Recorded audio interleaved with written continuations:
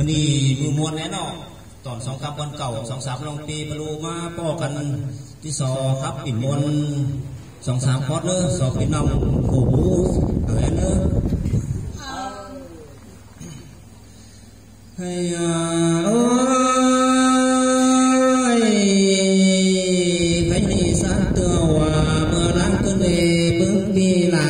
ในน้องไป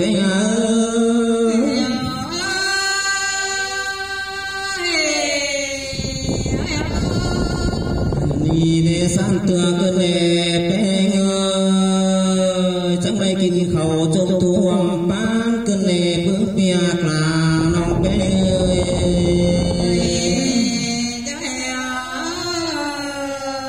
นนี่เราว่าก็เธอวันโบราณแต่เอาเนี่ยยังสุ่มมาแล้วก็มาอันนี้สองแองตาลาหน่อยเขาจะปุ่นเดียวก็ตึงลาเนี่ยพึ่งลง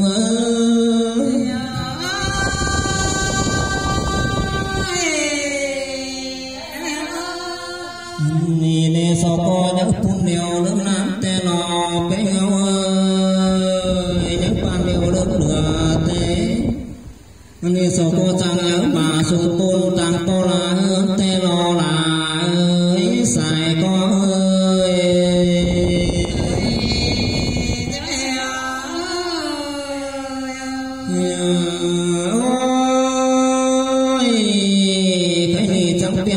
cái gái tên là các thiên mày cầu tên lo bước nhạc lại hoa có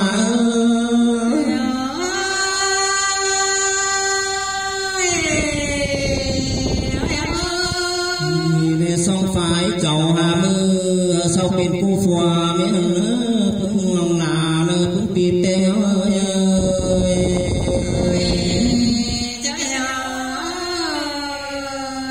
này bên phùa mía xanh sồn dương kim cả kiều đó nung lá nên là xài có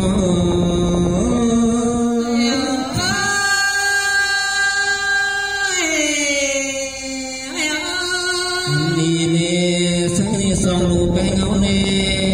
không mắt tiền đồi sương lùi biết nhấp bay nữa không mắt tiền đồi sương lùi cây nhá xìa nữa không mắt tiền đồi phùa mía bao xào con sướng mài tròn nữa đi là nữa cũng lù bé ngàn bé ngá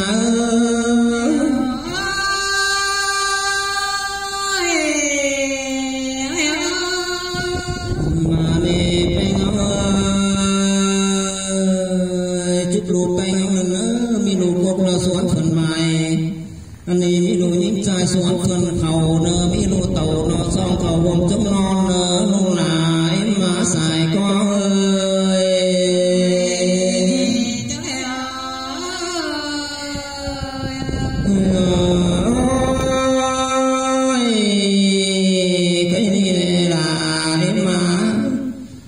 coi tên tồn coi tá coi tên ha coi trước coi tên thân pin sen khẩu nơ cũng là nơ dòng bé ngã